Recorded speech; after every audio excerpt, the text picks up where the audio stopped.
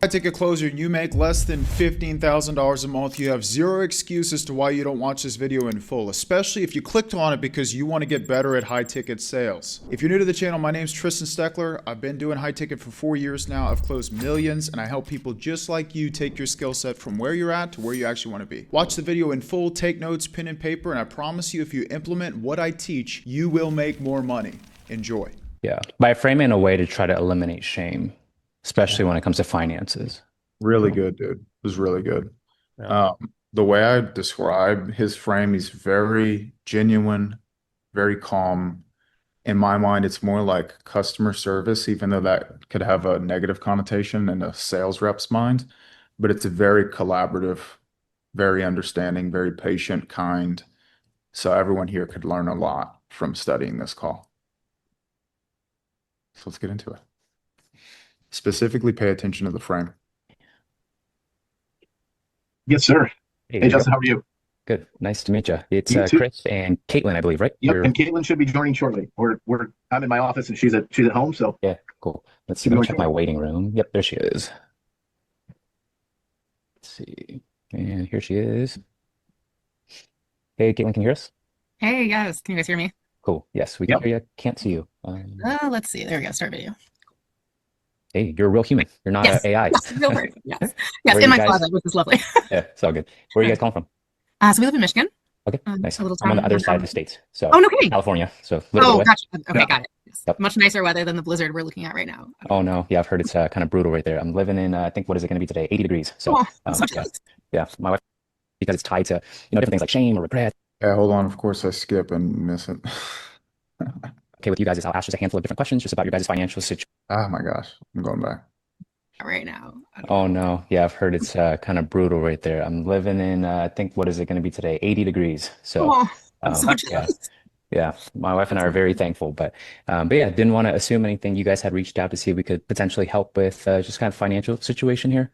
Yes, that is the Okay. goal. Yeah. Cool. And something that, yeah, if it's okay with you guys, is I'll ask just a handful of different questions just about your guys' financial situation. And I'm totally aware that conversations around finance, sometimes it could be, scary and uncomfortable, just because it's tied to, different things like shame or regrets, or maybe I'm not where I want to be, or even just feelings where it's very easy to attach, our identity or self-worth to our net worth kind of thing. And so really my intent to kind of dig in is just to see if there's any gaps of where we could even help, and then just kind of see if it's in line with the goals that you guys have. And so, yeah, I'll ask a handful of different questions if that's okay with you guys. Yeah, perfect.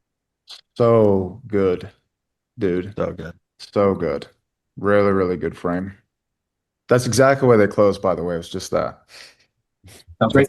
Cool. And so I guess we can start big picture first before we jump into the granular numbers. So I guess what's the main goal here? What you guys want to accomplish? Like obviously beyond the ones and the zeros, but what would you guys say is like the chief aim? Like this is kind of what we want to solve or see happen. Yeah, I would say, I mean, we're really just looking for like a sense of like security but also like a sense of like we can still do the things we want to do. We want to, we want to travel. We want to be able to take the trips without feeling guilty and feeling like where's that money going to come from? We'd love to be able to like do some renovations to our house without again feeling like where's that money going to come from? Like we have some goals like that, and just like we feel like we make a decent amount of money, so that we shouldn't have this sense of like insecurity that we're having like every month. Like it just is not a good feeling, and we just kind of want to like get an overall like holistic picture in place where kind of like the videos speak to that everything kind of is more automated and we're like working in the right direction. We're investing some money that maybe we can use more short term for some of those like fun things like vacations and home renovations and such. But they were also like putting enough away for our kids so that our kids maybe don't have to like kind of have the same feeling that we do in terms of like the student loan debt and that kind of thing. Yeah, we just feel like we have enough to work with where like we could be in a much better place than we're in. And right now we're just like flying by the seat of our pants and doing what we want to do and not really not really honing in our goals like we should be. So yeah, thanks for sharing that, Caitlin. It's helpful context. And from your perspective, Chris, like what would you say is kind of your chief aim? And I think a lot of what Kate says, but I think we both make good money, I think, and it just doesn't feel like it goes anywhere. And we have, we've got student loan debt. We have a nanny, we have things in place, but like we don't have any resemblance of structure or a place around our finances. It's just kind of like we were not making any money for a long time. And then when we started making money, it was like, okay, we can spend money now. And it just feels like, it doesn't always feel like we're spending that much money, but it appears that we are. So, so we're just trying to have a sense of kind of structure and stability, really, and kind of feel like we have a system in place that kind of guides us through, through our financial journey, so to speak. Yeah. Okay. And that's a normal. What have we heard so far? Someone not Justin. There's just no structure. No structure. Yep. Lack of ownership, How do you draw that conclusion? because the question that Justin asked was what prompted you guys to get on the call? And the man, right, the head, said that they're just not good with money and they Okay. don't know why. Or like they're just like a chicken with their head chopped off, which is Yeah, like they don't know what to do. kind of Kind of like my yeah. parents didn't teach me, etc. Okay, cool. Yeah. Anything else? You mentioned Kill. insecurity. Insecurity for sure. Yeah. Another one is their income is increased, but so have their expenses, and they feel like they're not really seeing the fruit of their labor at the level they would want to. They don't know where the money's going. All good stuff. Good job, guys. Normal feeling where it's like before we kind of look at our finances more seriously, it's like, oh, I don't think I'm spending that much. And then if we had the actual data in front of us, it's like, oh no, it's like, it's sometimes we're shocked. Dude, you're very relatable. You're very relatable with people, and you're very kind, empathetic.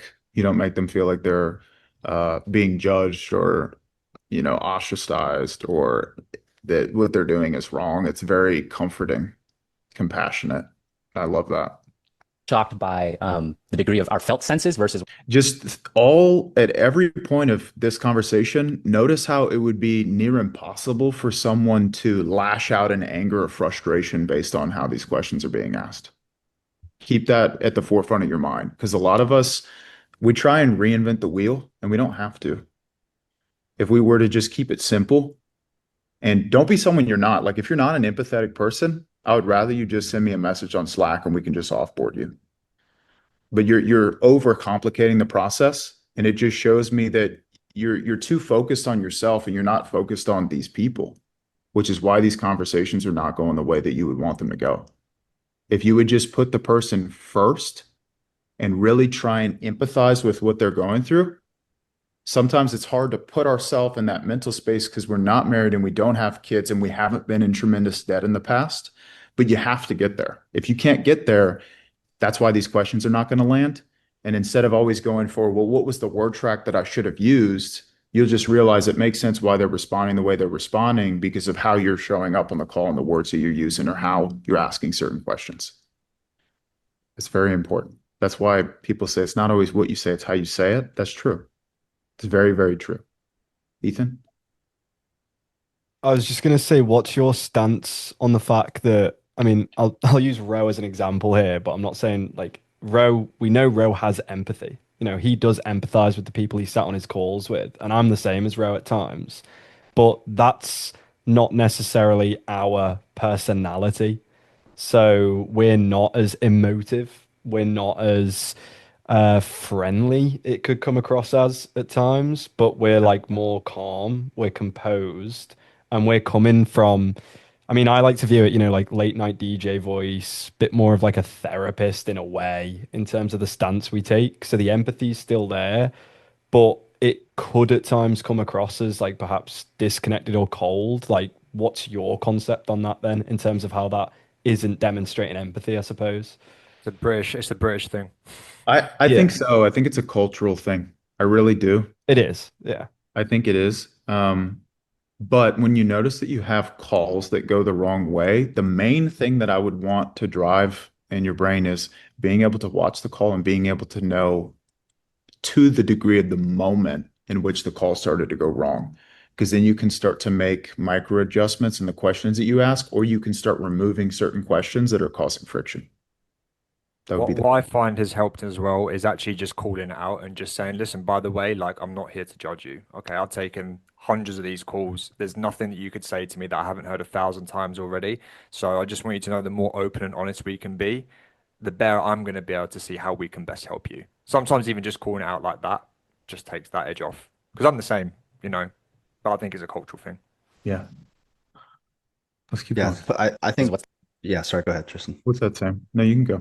I was just going to say, putting that intention out there at the top of the call always helps. I think I naturally exude that. I'm a pretty empathetic person, but even still, I want that to be part of how I'm framing it, because especially when it's really landed with someone that's like looking for a place to be honest and get on the same page, they'll repeat it back multiple times. And hey, I'm just saying this because, you know, you said to be transparent, right? Like, this is honestly what's going, you're like, hey, thank you so much for that, man. That's awesome. And then it gives you, when they buy into the frame, it gives you so much leverage to also do that when you have to say hard things. And that's what I think where the true care comes out. It's like, oh, this guy may By not the be. way, the family tech, Sam, that is new tech, good. and that hits so hard. I've used it on every single call. Yeah, it just pads it in a really loving way. And just rewarding good behavior as well. Yeah. Like I had it on my other call and I literally said, I appreciate you being so open. I said, sometimes it's like trying to get blood out of a stone. So the fact that you're so open with me about this just makes my life so much easier. And it just opens up that door. That's really good. I love that. Let's keep going. It's the actual reality, you know, Sure. and there's kind of that gap there. And so you mentioned that you guys haven't always been making the current income that you guys do now, because I know that I think my team told me that Caitlin's a pharmacist. Is that right? Okay. Yep. And then Chris, what are you actively doing for work, if you don't mind me asking? Yeah. So the easy answer is sales, but it's not sales in a sense. So I run a professional golf tournament, and I work for a not-for-profit. We have a part of our business where we run golf tournaments, and I run one of them. So I'm in sales, but not a commission-based sales structure. So I'm, without getting into the weeds too much, I make a decent salary, and I can get a potential to have a small bonus at the end of the year. Okay, great. So you're in the 501c3 world, doing nonprofit, but in the golf Yeah. sector. Yeah, correct. Yeah. And how long have you been in that role for? So I've been working with the company for 10 years, actually, as of last week. So Okay, you must love it, yeah? Or yeah, it's good. It's good. Okay. I'm in reality, I'm looking for something different because I've kind of capped out where I am within the company. We're not a huge organization, but I do enjoy what I do quite a bit. Okay, cool. Don't worry, I won't tell your boss anything. Yeah. Yeah, it's safe here. But okay, so you've been in for 10 years. And then Caitlin, obviously, as a pharmacist, takes time, education, schooling, stuff. So how long have you actively been? Been working. yeah. Yeah. So I've been in, I started like really working as a farm. I did like a fellowship where I was making like a small salary, but nothing like I'm now. So I've been actively working for about 5.5 years. In that time, I've like doubled my salary at least. I mean, it's like I'm definitely like growing in my career, but it's I still feel like kind of behind because I was just older by the time I kind of settled into this career. So yeah, so I feel kind of behind in that sense. But yeah, no, I've been working for about 5 years. Cool. And just to clarify, you doubled your salary from the fellowship, or you've doubled it upon working? Yeah, Okay, I cool. started about like 120 and now I'm about 250. Okay, So, cool. yeah. And then Why did they connect with him so far? You can tell he They- cares. They feel understood. You're human. He's listening very well. Yeah. Yeah. Yeah, and even his body language, like the hand gestures and the posture. I was he gonna leans say into the that. conversation. His posture and his body language is spot on. It's Very really good. intrigued. The pen. Very Yeah, intrigued. even the pen, like The pen tech, dude. That's crazy. Is that an iPad pin? no, Yeah. it's just a regular pen. It's a magic wand from Harry Potter. But I'll intentionally like toss in specific, like, if you know kind of things so that they felt understood. So for example, like he works in nonprofit, the term 501c3 comes up a lot. So it's like, I'll toss that in, or someone who's been a pharmacist has been either in, training and residency and whatnot for a long time. And they look forward to the day they can like do real work. So it's like intentionally trying to match where they're at. Yeah, I was about to say, you acknowledge everything they say very, very well. Before you transition to a next question, there's always like an acknowledgement and an understanding of whatever it is, whether they're working in sales or a non-profit. I just noticed you do that really good. Mm-hmm. Yeah, I think patience is a good word for this. Very Patience. patient. Yeah. And listening to every word coming out of their mouth. No agenda. No like shoving them into a sales process. It's good. Very confident. Does that include all the, or I'm guessing you're paid W-2 is what I'm guessing? Yes. Yep. Okay. Yep. So does that include the health benefits and all that kind of stuff, or is that strictly salary alone? That's just salary. So like I make like 180, and then this last year my bonus can like kind of vary a little bit based on what the company is doing, but like my last bonus was about $70,000. So Okay, cool. brings me to 250 total. Yeah. Okay. And then do you mind me asking, Chris, on an annual basis, how much do they pay you roughly? So as of 2026, I'm paid like $135,000 or $136,000, and then we have an opportunity to have up to a 4% bonus every year. Good. Now we do have working for a not-for-profit. As I've looked at other options, like our pay scale is probably lower than others in our role, but we have very, very good benefits. So, for instance, regardless of what I put in retirement, my company puts in 10% regardless of my salary. So they automatically do that regardless of what I put in, just automatic every month. And then we have exceptional health benefits. So my health plan has a $5,000 deductible, but we are only responsible for the first 1,000, and then the company takes the remaining for it. So there are other benefits that extend that salary. I would say decently. It's a pretty significant. Yeah, that's a good point, Imran. Instead of how much do you make, asking how much do they pay you. It's like at the end of the day, like it's all about who you are as a person and how you're showing up on the calls, whether or not you're going to get the real answer. They're going to feel like you're trying to take something from them. But I agree with you. Word tracks are important. significantly. So it's certainly something I'm looking at as I look at other opportunities, because Sure. while I make like $135,000, $136,000 on paper, realistically, it's more than that. Yeah, there's other value there. Yes, correct. Yeah. So that's how they hook you. They hook you that way. They're like, Chris, here's 10%. So, Yeah. okay, got it. So between both of you guys, that puts us rough annual income pushing 400 basically in total value. In terms of salary dollar, just minimally less, but in terms of total value, roughly 400. And then just so I get a better idea of your current fixed costs, I believe you guys currently have a mortgage. Is that right? We do. Yep, we got a mortgage. It's about 1900. Okay. Pushing 2000. It's 1962 was the last I looked at. Okay, great. What year did you guys buy? So we bought in 2021. So our interest rate is like 3.1%, which is really nice. I Can I always joke just it's like ask the only something good about- financial decision. This is just, it's a really broad question here, but like this will help a lot. What is it that we are trying to gain from the logistical questions? Because I can understand if they explain how they're in X amount of debt and they're in this hole and they've got these problems, because then we've built up the pain and we can dig on that and we can ask how we've ended up in that circumstance, what's been the cause. But when it's just them listing off like, I make this much and he makes this much, this is how much we pay on the house, this is this, that. What are we gaining from that? Like, what's the purpose? I think it's part of the customer feeling understood, because I think from the customer's mind, if you don't know anything about their logistics, how can you say that you can 100% help them? Yeah. Yeah, even if they don't really matter too much, it's just in the Right. customer's mind it does. It Okay, does. that's enough. Yeah, that resolves it for me Yeah. psychologically. So we're not really gaining anything from it, but It's like just fitness. If you were We to are ask, though. It's We going are. to show us if they're bleeding money, Yeah. right? If they're making a certain You amount of wanna fully money, and understand the current situation. Or Yeah. like Once you little, fully understand, then we can position into what we do and how it works and how we can help them get what they want. like and in just the pitch, knowing what they spend on is important too. Like, what are you Yeah. spending your money on as part of logistics? Where's the other money going? Yeah. Yeah. You're putting a puzzle together, Ethan. Mhm. Every question fills in the puzzle. like if someone has a bunch of cash just sitting in account, case in point, a couple Saturdays or Sundays ago, I had a couple with 957,000 sitting in a standard savings account. They're losing $50,000 annually to inflation. I'm not going to jump on that then in discovery when I'm talking about finding, leakage in phase one. We're like, so we're going to look for inefficiencies. The one that jumped off the page, I already know we found is you guys are burning $50,000. You're lighting it on fire every year, just having it sit there. So we're going to look for things around that, other areas that may just not be so obvious to the naked eye. Does that make sense? Oh my gosh, totally makes sense. Perfect. And now it's like, I truly understood your problem from what you showed me. And I think there's value to like how that shows up in the pitch, because they're like, oh, this guy truly, truly understood what I was talking about and has deciphered issues I didn't even realize I had. It's good. Good, Sam. Yep.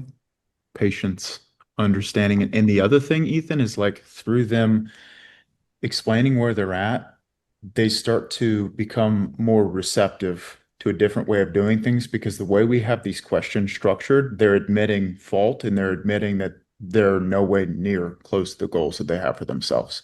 So it just positions them to open up to us and to drop their guard, and then in turn become receptive to doing things differently.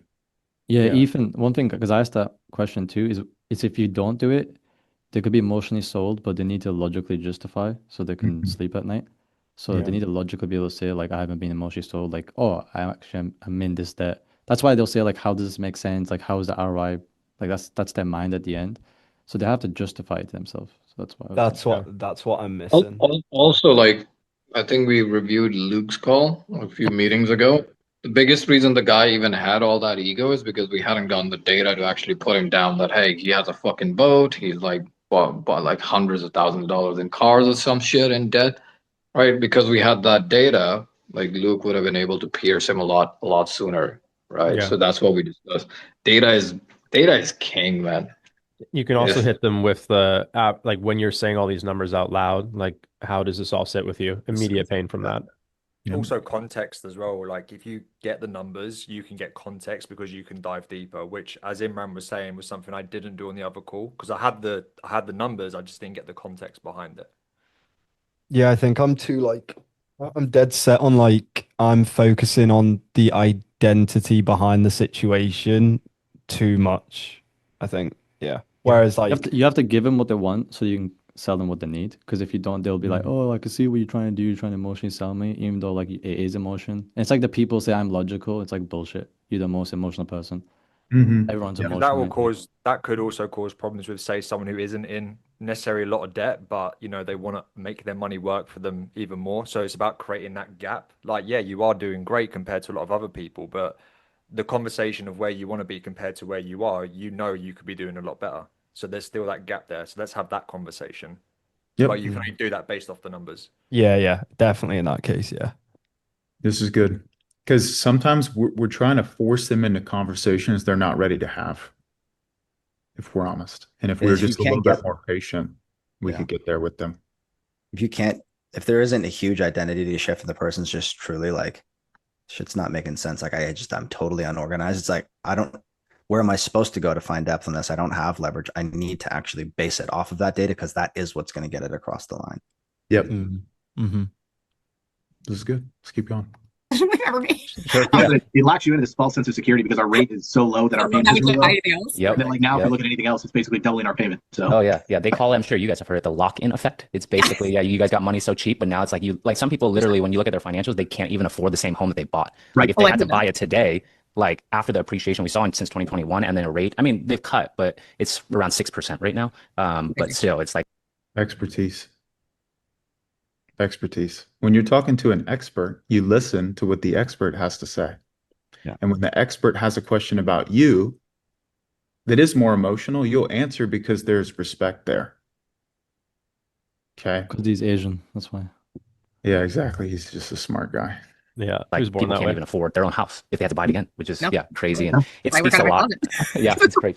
Yeah, it speaks a lot. I'm sure you guys have seen it just in the financial landscape of inflation. It's a word that everyone hears about, on some paths, some people are aware of what it means, others don't. At the core, inflation, prices inflate, your purchasing power goes down. It's kind of the example of, like, let's say you get some boomer that socked away $3,000 in his mattress back in the 70s and like, I'm keeping cash. And then he wakes up in 2026, he's like, I'm going to go buy a car with this because back in my day, like it was 3,000. And he's like, wait, what the hell? It's like, yeah. So, over time, obviously with inflation, how specifically the US prints money, it benefits those who have assets and are financially wise. And unfortunately, it's the saying, they call it the K-shaped economy. The rich get richer, the poor get poorer.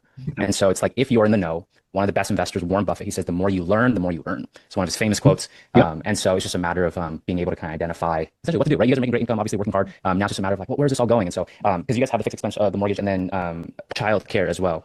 Yep, we got a nanny. It's like 2,500 to 3,000, depending on just how much if we go out every weekend, then it's gonna be more. But our fixed is like it's about 600. $3,000 a month to a nanny to take care of the child. So they'll tell you they make really good money, but what they don't tell you is that they're not raising their own child. Their child is being raised by someone else, and they're missing out on time with their children. That's the other side of the coin that they're not going to tell you up front, at least.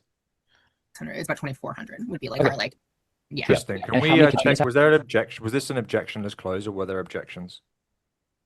This is objectionless, right, Justin? Or were there any? Yeah, it was pretty objectionless. I try to pre-handle some of the initial fears of, I think the wife primarily had a pre-objection of like, can we do this on our own? Because I asked her, how do you think you are in your current like situation? And she thought she was doing pretty well. And then I give an analogy, I call it the glass boat, where it's like you're assuming everything is going right for this to work. Like, you're right, you're doing well if your life goes perfect. So I try to pre-handle that, but actually no objection. Let's keep going. We have two. We have a 5-year-old and a 2-year-old. Yeah. Oh, that's a full-time job. Oh there. yeah. Yeah. Yes. Are you guys sleeping or? No, we're chronically exhausted. Yeah. Okay. Yeah. That's the age of my niece and nephews. And so it's like, I see, our brothers and sister-in-law, we're just like, there's zombies, like every day. So yeah. Okay. Well, huge applause to you guys for obviously trucking through this. And so, okay. Yeah. 2,400 is not bad. So, I know sometimes you can feel like, oh my gosh, but it's like, it's very, pretty reasonable. Yeah. Right now. So, okay. And then other fixed, expenses that you guys have, is there anything else? Yeah, I have about $280,000 in student loans. So the payment right now on that is about $1,800 a month. Vast majority of that goes to interest, which is gross. But yeah, what's the interest on it right now? It's like a I had it written down somewhere. It's like 5.85, I think, percent with like the 0.25% auto pay discount. The last 6 months performance on Google alone. You want to give it a guess at all, or if you know it's like maybe crazy because I did not buy Google. Sure. I can't even imagine. No, I can't even imagine. I won't even venture a guess. I got it. Okay, it's 90%. And this is 6 months. Yeah. So and again, this is a very just stable company. We could use other companies like Amazon. Last 6 months, 25%. There's other companies. Walmart's going to be around forever. 25% in the last 6 months performance. And See how he's educating them? as he's discovering where they're at. You see that? That's going to give you tremendous leverage later to ask whatever question you want to ask. Because sometimes the reason, like Rohale's talked about in the past, they'll like porcupine and get agitated is because we're just taking the whole time. Give me the answers that I need. And then you start really trying to press your own narrative of emotion and give me this and give me this, give me this. It's very interrogation style. So similar to what Ethan was talking about, it's kind of like not a bait and switch, but it's a give and take. Table tennis. Yeah, I really like this, Justin. This is really good. The education aspect, because it just shows in their own mind, they have no idea what they're doing. There's no plan in place. There's no strategy. There's no real knowledge, and there's no direction. Tristan, I Daniel- see like Justin being good at like you're like a more B2B frame when it's like you can't do the whole emotional. It's just like a new, but like I think with certain people, I see you can have like someone who's making 10 mil a year can have a conversation like this and feel okay, but you can't do it the other way. Yeah, 10 mil a year, you don't need to do emotion. Like you don't. You do like you get the pain out of the logic with them because if they realize they're losing money, it'll piss them off. Yeah, That's the thing. Justin, this is good. I like this. Really good. Very consultative. Yeah. Daniel's question, why are we telling about performance of other companies? It's twofold. One is expertise and education to build an authority frame, but it's also to do an identity on a frame on them. So it's like you're an investor or you're not. So again, going back to the K-shaped economy, you're either going to be the rich person that gets richer or the poor that gets poorer. And the companies that I use, two of them are in the Mag 7, so the biggest 7 companies, Amazon and Google. So it's just like companies that like if you go online, you're going to see. So it's just very easy, familiar companies. Excellent. Let's keep going. And then if you guys look at commodities, have you guys seen the whole gold rush of everyone buying gold and silver? I've heard a little bit, but like not really, yeah. Okay, so this is even crazier. Obviously, silver's been around, considered currency forever. I mean, 2,000 years ago, Jesus was sold for silver. You know, so it's like different like countries use silver. So it's widely accepted as a currency. In the last year, silver's up 190 something percent. So yeah, that's silver alone. Gold didn't perform as well, but it was still 70%.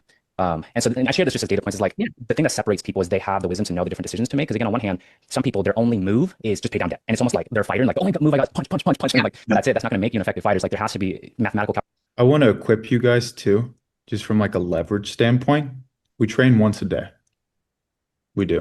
We have an hour, and for this hour in particular, it's like 15 minutes was just like handling issues. So from a leverage standpoint, you can take this call, and I don't want everyone copying Justin. Everyone's going to have their own style.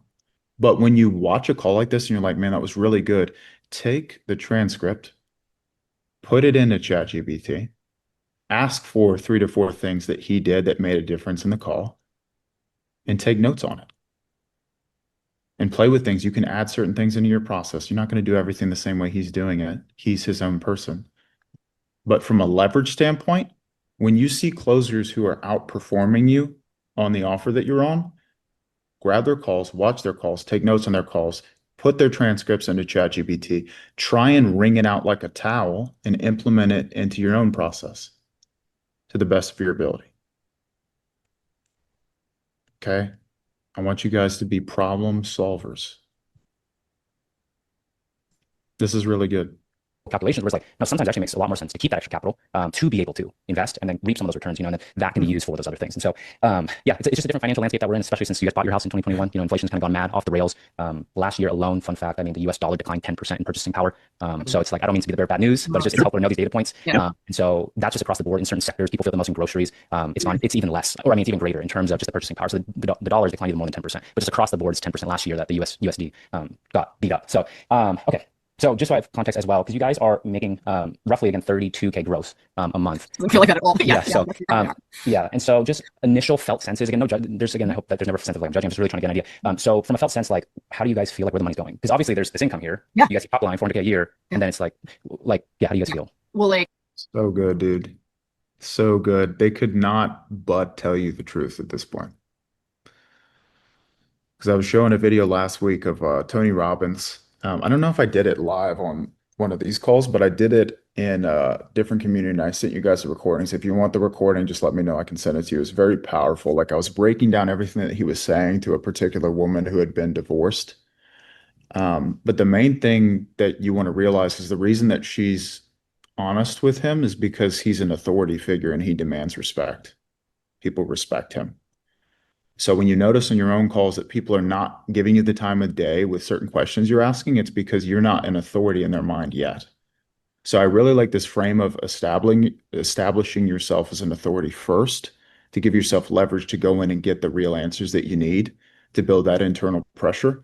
But just in general, that should always be the first thing that goes through your mind is after this call is completed, I didn't do the best. That's okay. I'm not perfect, but the standard is excellent. So I'm going to take this call, put it into chat, see the areas that I missed, or even self-diagnose areas that I missed that put me in a position where I was not the authority in their mind. And if we can get really good at that, that's going to take care of a lot of these like miscellaneous symptomatic issues that we deal with certain prospects. Because if I was sitting down with Tony Robbins, he could ask me whatever he wanted to ask me. At no point would I push back and say, why do I have to tell you that? Same thing with Elon Musk, same thing with Mark Cuban. Like anyone who's excelled and is excellent and has achieved great things, we have no issue telling them answers to questions that they have. Yeah, I heard someone say, and it was pretty good. They were like you're focusing on like, you know, these word tracks, frameworks, like shifting these people's identity, blah, blah, blah. If Michael Jordan got on a closing call who has zero sales experience, has never taken a call in his life, his probability of closing them is probably still higher than yours. Just because of like the psychological authority and trust that's therefore built inside of him that he would just have on that call speaking to them to sell them something. It's true, but that's certainty, right? He has the certainty and they trust him. So that's the big thing. That's why they don't answer, is because they don't trust you yet, which is okay. But that's where we have to be a little bit more patient. They're not just gonna trust you from you shaking them around and trying to force it. It's gonna be a different approach. I mean, if you talk about like gross versus net, I was looking at my numbers on like my work portal to see like, for the information was calling. Like, oh my god, I spent like $70,000 in taxes last year, so it pulls all of that, which is just shocking. I never really like realized how much it really was, and yeah, then I saw it, like, oh my god. I mean, we do have like those fixed, like we have like, I mean, our mortgage arguably against other mortgages we could have is pretty low, but it's still $2,000 a month, and then our nanny, and then my student loans. I mean, so there's all of that. So I feel like we do a lot going out, but I think we spend like if we want to go out to dinner, we go out to dinner. If we want the bottle of champagne, we get the bottle of champagne. You know, like we're very like kind of do what we want to do. I wouldn't say we started traveling a little bit more this past year, but I wouldn't say to like an excessive amount. So I don't know, it's almost just like these like random things where we just spend money how we want to without really thinking too much about what we're doing. If that makes sense. On a scale of 1 to 10, Caitlin, how much would you say that when you spend, let's say you want a bottle of champagne, or like, obviously you guys just want to take this great trip, obviously you want to live life, enjoy, you know, your loved ones and all that kind of stuff. But how, on a scale of 1 to 10, how would you rate yourself in terms of like financial discipline of like, oh, I probably shouldn't buy this right now? So okay, in the past it was like we were great, like 2. Like so if I'm gonna ask Chris to rate you too. Yeah. I'm worse. Yeah. But like in the past it was like 2, and now I think I've turned a corner where I'm like, no, like I'm 37, like we did good. But like I'm like I want to spend some money now. I'd say I'm probably like 7. Like in terms, if you were saying like undisciplined was 10. Yeah. Okay. Cool. Chris, would you agree with her assessment? Obviously, yeah, we were when Kate and I met. I was making $30,000 a year, and Kate wasn't making anything. So we found a way. We lived in a town that had unbelievable cost of living, and this was 12 years ago. But we found a way to make it work. And if we went out to dinner, it was a huge deal. And as we started to make more money, we've spent more money, and we have not gone about making more money because we were so handcuffed for such a long time that like when we started making money, I don't think we've never made decisions to say, hey, like we're making money, like we can still live well within our means and still enjoy having some of this money, but do some good things with it. And so yeah, I mean Kate is yes, her assessment is accurate. I would say even when we do the things that we want to, we will do them, or she will do them, however you want to put it. We'll do them. It's not gluttonous by any stretch of the imagination. So I think it's like we want to do things, but it's not like we would never go buy like a $500 bottle of champagne. Like, it's like we're gonna go somewhere. You might do whatever, and it's but it's never. I mean, it's not because again, like I mentioned this to the guy we talked to last week, earlier this week, where Kate and I grew up very differently. Like I grew up in a family that was much more disciplined from a financial standpoint. Kate comes from a family of don't postpone joy, and do the things that you want to do. Life's short. Where like I grew up where it's like if we went out to dinner, it was a bigger deal, and we if we went water out to dinner, only, no appetizers. Yes, exactly. I don't know if that's exactly. No, I did. I know this because I'm Asian, bro. Like I'm Asian. My parents were immigrants. It was like I was told save every dollar, don't spend a thing. So yeah, and again, it's I out of college, my starting salary, now I'm 41, so we're talking many years ago now, but my starting salary out of college was $24,000. And I was making, in 6 years of my previous job, I was making about $50,000 a year all in. I was a golf professional. I was teaching. I made my salary. I was teaching. I was playing, making some money. And I made $50,000 and thought I lived like a king. Like I was single. I didn't have anything, but again, like didn't make, it was one of those things where it's like I wasn't making enough money to feel like I was going to do anything by investing or putting money in 401k or anything like that. And then, really once we started making money, we find like I wouldn't say that we have an investment account now that we use as a savings account through Wells Fargo. Is that right? It's a high yield savings account. High yield savings account. But like, again, like we don't invest. We don't know how, like I would say we don't know how, and then it's just one of those things where, we want, like we just need some structure, like we need some direction, because again, I just think it's like we want to do the things that we want to do, and like Kate and I, it's 10 years of Kate grew up in a family that traveled a lot. Like I didn't, like we did something like now. Granted, my dad's side of the family had a cottage up North Michigan, so that was like a lot of our traveling. This is good, dude. Really, really good. I'm gonna build out a little SOP based on what I just watched for those who want it to kind of study and look through. But phenomenal call, Justin. Really, really good. And we didn't even barely touch the tip of the iceberg of what you went through with these people. Good job. Great call. Yeah. Really, really. Yes. Appreciate it. Thanks.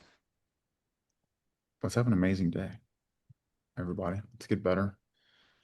Let's have fun while we're doing it, because there's going to be days in the near future where you have more calls than you know what to do with. And it'll be really, really fun at that point. But let's make sure we're doing everything in our power right now to be prepared for that moment, because it'll be overwhelming, but your skill will be there so that you can execute at the highest possible level. Webinar's on the 24th, yeah? Yep. Sweet. Right around the corner. That'll be fun. Guys, last time we did a webinar, we did around $700,000 in a 4-day period. So get ready. Get ready, get ready. 6K, so let's get it. Yeah, it might be a $2 million month by the end of it. We're already at 800K, pacing for 1.3, but with this, it'll be fun. All right, guys. Let's have fun. Execute. See you, boys. Be in payment success. Later.